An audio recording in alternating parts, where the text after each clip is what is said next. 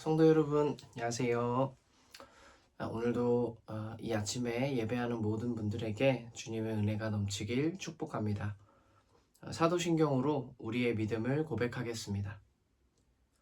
나는 전능하신 아버지 하나님, 천지의 창조주를 믿습니다. 나는 그의 유일하신 아들, 우리 주 예수 그리스도를 믿습니다. 그는 성령으로 잉태되어 동정녀 마리아에게서 나시고 본디오 빌라도에게 고난을 받아 십자가에 못 박혀 죽으시고 장사된 지 사흘 만에 죽은 자 가운데서 다시 살아나셨으며 하늘에 오르시어 전능하신 아버지 하나님 우편에 앉아 계시다가 거기로부터 살아있는 자와 죽은 자를 심판하러 오십니다. 나는 성령을 믿으며 거룩한 공교회와 성도의 교제와 죄를 용서받는 것과 몸의 부활과 영생을 믿습니다. 아멘. 오늘 우리가 함께 살펴볼 하나님의 말씀은 시편 103편 12절로 22절입니다. 시편 103편 12절로 22절까지의 말씀을 받들어 읽겠습니다. 동이 서에서부터 먼 것처럼 우리의 반역을 우리에게서 멀리 치우시며 부모가 자식을 가엾게 여기듯이 주님께서는 주님을 두려워하는 사람을 가엾게 여기신다. 주님께서는 우리가 어떻게 창조되었음을 알고 계시기 때문이며 우리가 한갓 티끌 뿐임을 알고 계시기 때문이다. 인생은 그날이 풀과 같고 피고 지는 들꽃 같아 바람 한번 지나가면 곧 시들어 그 있던 자리마저 알 수 없는 것이다.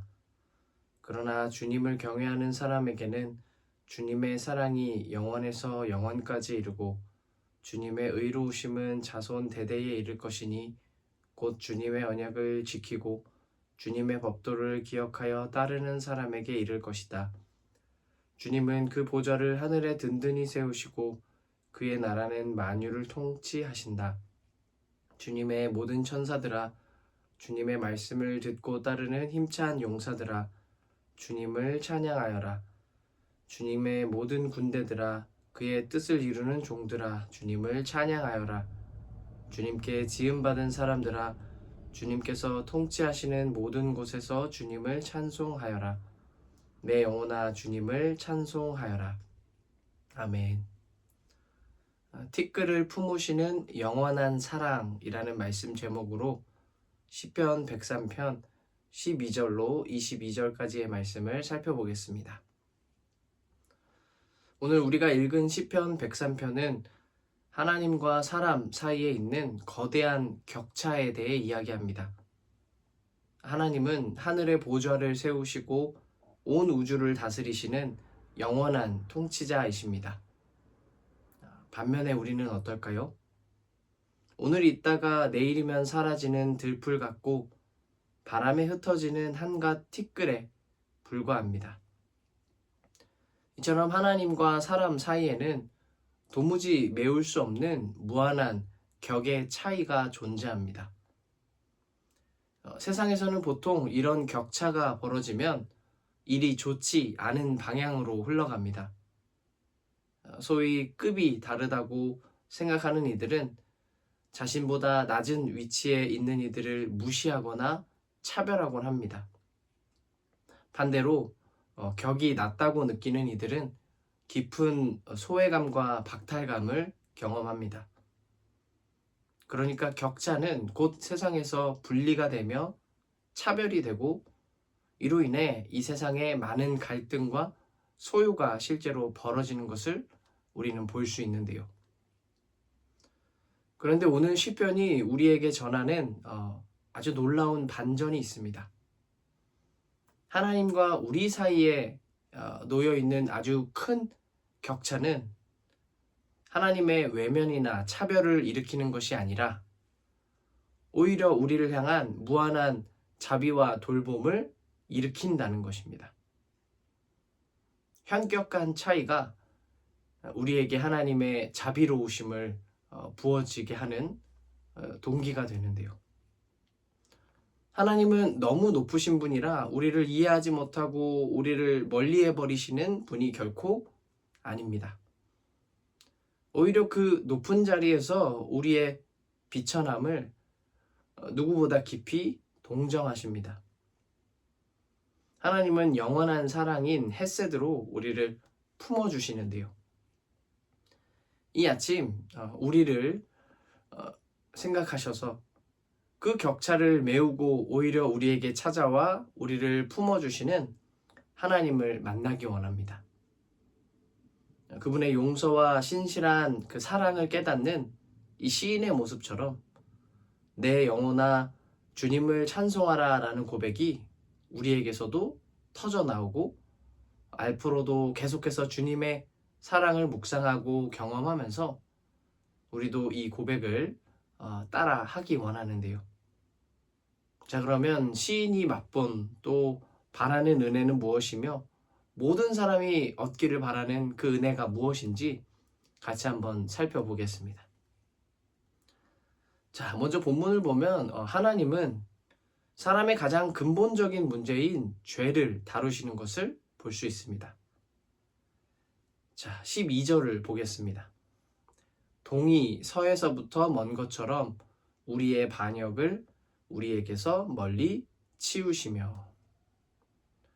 자, 여기서 동쪽과 서쪽은 단순히 먼 거리를 넘어 결코 만날 수 없는 양 끝을 의미합니다. 그러니까 하나님께서는 동이 서에서 먼 것처럼 우리의 죄를 우리에게서 영원히 떨어뜨려 놓으시는 분이라는 것입니다.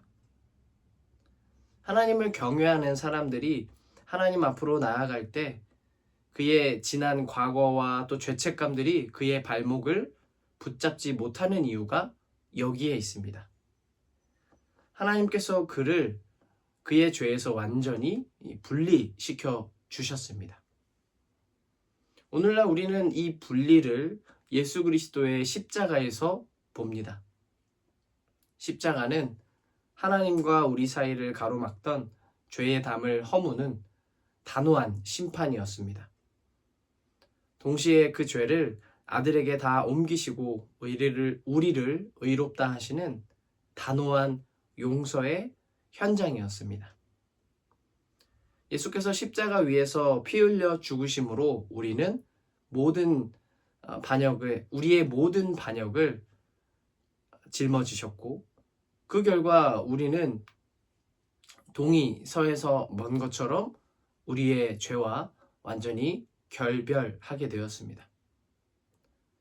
이 놀라운 대속의 은혜를 입은 자마다 이제 마음 깊은 곳에서 이렇게 고백하게 됩니다. 나 같은 죄인 살리신 그 은혜 고마워. 나 같은 죄인 살리신 그 은혜 고맙고 놀라워. 찬양이 터져 나오는 것이죠.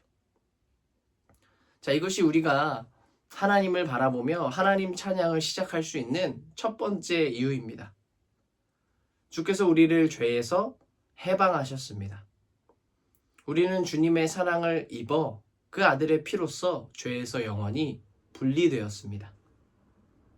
죄의 문제가 해결된 사람, 그래서 죄가 하나님과 우리 사이를 갈라놓고 그 격차를 더 크게 벌려놓았는데 그 격차가 조금이라도 메워진 사람은 노래할 수밖에 없습니다. 어떻게 이런 일이 일어났는지, 그래서 몸도 마음도 얼마나 가볍고 자유로운지 노래할 수밖에 없습니다. 그래서 시편 103편의 시인도 노래하는 것이지요. 내 영혼아 주님을 찬송하여라. 주님이 베푸신 모든 은혜를 잊지 말아라.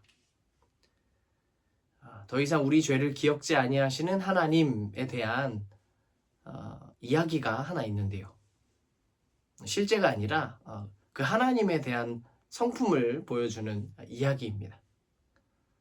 한 그리스도인이 꿈에서 하나님과 대화를 나누었습니다.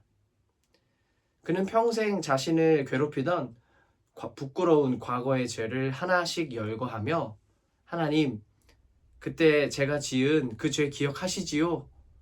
이것도 늘 제 마음에 남아 있었는데 그것도 기억하시나요? 그렇게 물었다고 합니다. 그러자 하나님께서는 인자하게 웃으시며 이렇게 대답하셨습니다. 사랑하는 자야, 미안하구나. 나는 네가 지금 무슨 말을 하는지 도무지 기억이 나지 않는다. 네가 회개하는 순간 나는 그 죄를 완전히 내 앞에서 치워버렸기 때문이란다. 자, 하나님께서 기억나지 않는다고 하시는 것은 그분께 건망증이 있으셔서 그런 것이 결코 아니겠지요. 너무 많은 사람들의 죄의 보고를 듣다 보니 이것은 기억나지 않는구나. 그것도 아닐 겁니다. 온 우주를 다스리시고 모든 것을 아시고 모든 것을 기억하실 수밖에 없는 분이 사랑하는 자녀를 위해 더 이상 그의 죄의 기록을 예수 그리스도 안에서 보지 않기로 결정하셨다는 뜻입니다. 동이 서에서 먼 것 같이 주께서 우리의 죄를 우리에게서 멀리 치우셨습니다. 그러므로 나는 자유롭고 나는 행복할 수밖에 없지요. 그 은혜를 믿으며 내 죄를 다 치워주신 하나님께 감사하며 우리가 하나님 찬양을 하면 좋겠습니다. 자, 이제 우리의 죄 문제를 해결하신 하나님은 우리의 본질적인 연약함까지도 세밀하게 살펴주십니다. 본문 13절과 14절을 읽겠습니다. 부모가 자식을 가엾게 여기듯이 주님께서는 주님을 두려워하는 사람을 가엾게 여기신다. 주님께서는 우리가 어떻게 창조되었음을 알고 계시기 때문이며 우리가 한갓 티끌임을 알고 계시기 때문이다. 여기서 가엾게 여기다라는 말은 히브리어로 라함입니다. 이 말은 어머니의 자궁을 뜻하는 단어 레헴에서 유래했습니다. 그러니까 부모가 자식을 가엾게 여기듯이 모태에서부터 그 부모가 어머니가 자녀를 깊이 품고 마음으로 품고 몸으로도 품듯이 하나님께서는 자기를 두려워하고 경외하는 자들을 그렇게 품어 주신다는 것입니다. 그렇다면 하나님은 어떤 이유에서 그렇게 사람을 품어 주시고 애지중지 하시는 것일까요? 내가 빚었고 내 자녀이기 때문에 품어 주시는 것인데 또 오늘 본문에서는 이렇게 말합니다. 우리가 티끌임을 알고 계시기 때문이다. 그러니까 후 불면 날아가는 먼지와 같은 것이 바로 우리임을 아신다는 것입니다. 15절 그리고 16절의 말씀에 비추어 보면 사람은 정오의 뜨거운 바람이 후 불고 지나가면 있던 자리마저 알 수 없을 정도로 시들어 말라버리는 들풀과 같은 것이 바로 우리라는 것이죠. 사람의 인생은 본래 티끌이며 들풀처럼 허무하고 짧습니다. 그런데 여기에 놀라운 반전이 있습니다. 그렇게 쉽게 사라져 버릴 것이라면 아마 사람들끼리는 별로 주목하여 보지도 않고 생각도 안 하겠죠. 소중히 여기지도 않을 것입니다. 오늘 있다가 내일 없어질 텐데요. 하나님 아버지는 우리가 쉽게 쓰러지는 존재임을 아시기에 오히려 더없이 우리를 아껴주십니다. 세상은 우리가 화려하고 또 강할 때 우리를 주목하며 우리를 존중하지만 하늘에 계신 아버지는 우리가 상한 갈대일 때, 꺼져가는 등불과 같을 때 바로 그 상태를 보시고 우리를 적극 돌봐주십니다. 지난 시편 100편에서 이 목자와 양의 이야기를 이렇게 드렸었는데요. 한 선교사님이 이 베두인 목자에게 그렇게 물어봤다고 하지 않았습니까?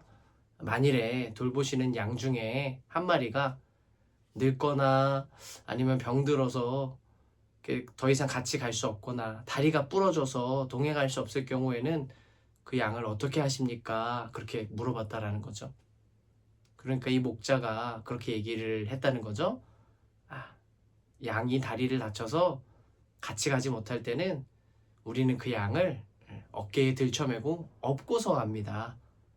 그러는 동안 그 업혀진 양은 목자의 숨소리, 또 목자의 심장 소리에 더 가까워져서 그 목자의 소리를 들으면서 동행하게 되고, 나중에 그렇게 목자의 숨소리와 심장 소리를 더 가까이에서 들은 양들이 더 그 목자를 잘 따릅니다. 이 얘기를 지난 시간 드렸었는데요. 약하기 때문에 오히려 더 들쳐업고 가고, 노쇠하기 때문에 힘이 없기 때문에 두고 가고 버리고 가고 외면하는 것이 아니라 안고 가는 목자와 같이 하나님은 어떤 분이십니까? 우리를 약하기 때문에 더욱 살펴보시고 더 자주 들여다보시고 우리를 위하시는 분이십니다. 마치 아버지를 배신하고 모든 유산을 탕진한 아들이 거지꼴로 돌아왔을 때, 이 아버지가 언젠가는 와야 될 텐데 언제 오려나 오매불망 기다리다가 저 멀리서 거지꼴 아들이 보이니까 달려가 와락 안고 입을 맞추는 것처럼 상한 갈대의 모습을 차마 외면치 못하시는, 거지꼴이 된 유한한 우리의 모습을 차마 외면치 않으시고 달려오시는 그 사랑이 넘치시는 분이 바로 우리가 믿는 하나님이십니다. 우리가 꼭 기억했으면 좋겠습니다. 왜 하나님은 우리를 아껴주시는 걸까요? 그리고 왜 하나님은 우리에게 아낌없이 항상 자신을 주시는 걸까요? 그것은 우리 속에 뭐 하나라도 훌륭한 구석이 있어서 그렇게 하시는 것이 결코 아닙니다. 우리가 티끌과 같기 때문에, 들풀과 같기 때문에 그 약함을 보시고 먼저 달려와 안아주시는 분, 그분이 바로 우리가 믿는 하나님이시며 이 시인이 고백하고 있는 하나님입니다.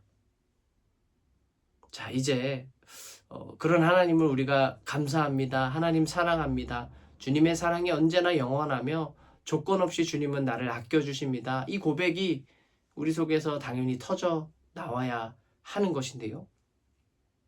이제 우리를 향한 그 하나님의 긍휼하심은 영원한 하나님의 통치로도 확장됩니다. 인생은 정오의 뜨거운 바람에 시드는 들풀처럼 허무하고 짧지만 그 허무함을 이기는 단 하나의 소망이 오늘 본문에 나타나 있는데요. 바로 하나님의 헤세드, 즉 변함없는 신실하심입니다. 본문 17절을 보겠습니다. 그러나 주님을 경외하는 사람에게는 주님의 사랑이 영원에서 영원까지 이르고 주님의 의로우심은 자손 대대에 이를 것이니. 이 사랑을 베푸시는 분이 누구라는 것입니까? 하늘에 계신 하나님이십니다.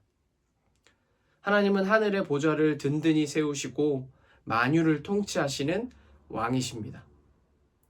하나님의 왕권은 누르고 굴복시키며 군림하는 그런 권력이 아니라 이 세상의 가장 낮은 티끌들을 구원하시고 돌보시고 그들에게 찾아오시는 자비로우신 왕권입니다. 이 사실을 알게 될 때에 이제 우리의 찬양은 더 이상 나 혼자만의 고백에 머물러 있지 않습니다. 이제 초대하는 것이죠. 신실하신 하나님을 찬양합시다. 아무 조건 없이 우리 먼지와 같은 풀과 같은 사람들을 아껴주시는 그분을 우리 같이 찬양합시다. 모두가 그분을 알기를 소원합시다. 다 불러서 노래하는 것이지요. 오늘 본문에서도 그렇게 하고 있습니다. 천사들과 하늘의 군대, 그리고 하나님의 통치가 미치는 만유가 이제 거대한 찬양 행렬에 동참하게 됩니다. 시인이 자기 영혼을 향해 시작했던 찬송이 이제 온 세상이 참여하는 거대한 찬양으로서 뻗어갑니다. 하나님의 의로우신 통치, 또 자비로우신 통치, 공평과 정의로운 통치가 우리에게 영원한 위로가 된다는 것을 기억하며 노래하는 것이지요. 바로 이런 많은 점에서 우리가 믿는 하나님, 그리고 온 세상의 주인이신 하나님은 만유의 찬양을 받기에 합당하신 분이십니다. 말씀을 맺겠습니다. 사람은 비록 바람에 흩어지는 티끌과 같으나 그 티끌을 가슴에 품으시는 하나님의 사랑이 있기로 모든 사람에게는 소망이 있습니다. 이미 하나님을 믿고 하나님을 주로 고백하는 사람에게는 꺼지지 않는 소망이 그 가슴에, 그 인생에 있는 것이고요. 또 아직 하나님을 알지 못하는 자들에게는 이제 우리가 노래로서, 예배로서, 또 같이 찬양하자고 초청함으로써, 그 초청으로써 그들의 가슴에도 하나님 소망을 또 전해주고 심어줘야 하는 줄로 믿습니다. 종교개혁자 존 칼빈은 우리가 우리 자신을 낮게 평가할수록 하나님의 자비는 더욱 찬란하게 빛난다라고 했습니다. 내가 어떤 존재인지 알고 나의 낮음을 알고 하나님을 우러러 보았을 때 결코 우리를 무시하지 않고 차별하지 않고 우리를 외면치 아니하시는 높은 격에 또 높은 사랑을 가지신 그 하나님을 보면서 우리는 감사하게 되고 또 감격하게 되는 것이겠죠. 어떻게 저렇게 높으신 분이 나를 아껴주실 수 있을까? 어떻게 저렇게 높으신 분이 날 위해 자기 아들을 내어주시고 또 자기 아들과 같은 그 영화로운 신분으로 우리를 초대해 주셨을까? 그렇게 감사하게 되는 것이지요. 오늘 이 아침에 하나님을 끝없이 찬양하고 하나님께 감사하는 한편 우리의 유한함을 다시 한번 하나님의 무한하신 사랑으로 덮어달라고 기도하면 좋겠습니다. 주님, 나의 약함을 아시는 주님, 나의 걱정, 나의 우려, 나의 죄를 아시는 주님. 그러나 그 모든 약함과 어리석음까지도 들고 주님 앞으로 나아가오니 나의 허물을 덮어주시고 주님의 무한하신 사랑으로 나의 유한함을 덮어주십시오. 그것만이 내 삶의 소망입니다. 그렇게 기도하면 좋겠습니다.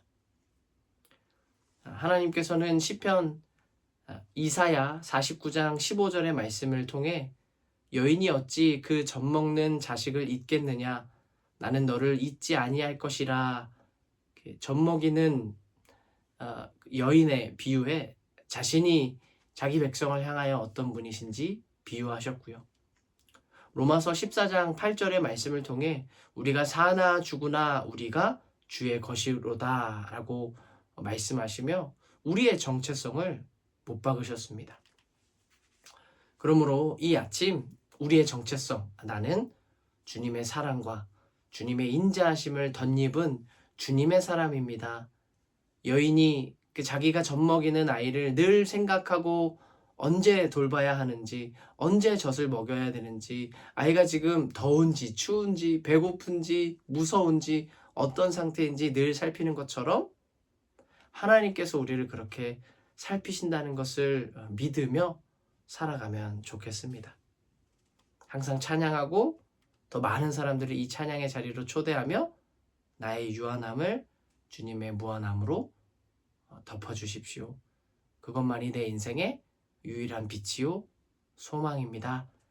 그렇게 기도하시며 또 오늘 하루를 주님 주시는 소망을 따라 살아가시면 좋겠습니다. 제가 마무리 기도하겠습니다. 사랑과 은혜가 풍성하신 하나님 아버지, 오늘 우리는 시편 103편의 말씀을 통해 우리를 영원한 사랑으로 품어주시는 그 주님의 신실한 사랑을 살펴보았습니다. 우리 죄를 동이 서에서 먼 것 같이 단호히 옮겨주셔서 우리와 그 죄를 분리하여 주신 주님께 감사를 드립니다. 우리는 이제 죄의 결박에서 풀려난 자유로운 심령으로 주님을 마음껏 찬양하며 주님을 시마다 때마다 날마다 찬양하는 예배자로 더욱 살기 원합니다. 하나님을 향한 감격과 하나님의 높으심과 우리의 연약함 사이에서 우리를 끝없이 살펴주시는 그 하나님의 사랑을 늘 깨닫고 체험하며 우리가 살아갈 수 있게 하여 주시옵소서. 또 우리의 체질이 티끌임을 기억하게 하시고 또 그런 우리의 상황을 아셔서 우리의 약함을 품어주시는 하나님의 사랑에 감사를 드립니다. 주님은 우리가 강할 때나 약할 때나 언제나 우리에게 찾아오시고, 우리가 특별히 상한 갈대와 같고 꺼져가는 등불과 같을 때 오히려 더 가까이 다가와 우리를 품에 안으시고 우리를 들쳐업고 천성으로 향하시는 분이심을 믿습니다. 이제 영원부터 영원에 이르는 주님의 인자하심을 더욱 신뢰하며 우리의 오늘 하루를 또 살아가기 원합니다. 우리는 주님을 신뢰하며 이 일상 속으로 걸어 나갑니다. 이 일상 가운데 우리가 사나 죽으나 오직 주님의 것이라는 정체성을 잊지 않게 하여 주시옵소서. 또 주님이 다스리시는 모든 삶의 자리에서 우리가 기쁨의 환호성을 울리며 날마다 주님을 찾으며 살아가게 하여 주시옵소서. 오늘 하루도 우리를 잊지 아니하시고 한 걸음 한 걸음 우리를 인도하시는 하나님께 감사드리며 이 모든 일을 이루신 우리 주 예수 그리스도의 이름 앞에 감사드리며 또 엎드려 절하며 예수님의 이름으로 기도드립니다. 아멘. 주기도문으로 예배를 마치겠습니다. 하늘에 계신 우리 아버지, 아버지의 이름을 거룩하게 하시며 아버지의 나라가 오게 하시며 아버지의 뜻이 하늘에서와 같이 땅에서도 이루어지게 하소서. 오늘 우리에게 일용할 양식을 주시고 우리가 우리에게 잘못한 사람을 용서하여 준 것 같이 우리 죄를 용서하여 주시고 우리를 시험에 빠지지 않게 하시고 악에서 구하소서. 나라와 권능과 영광이 영원히 아버지의 것입니다. 아멘.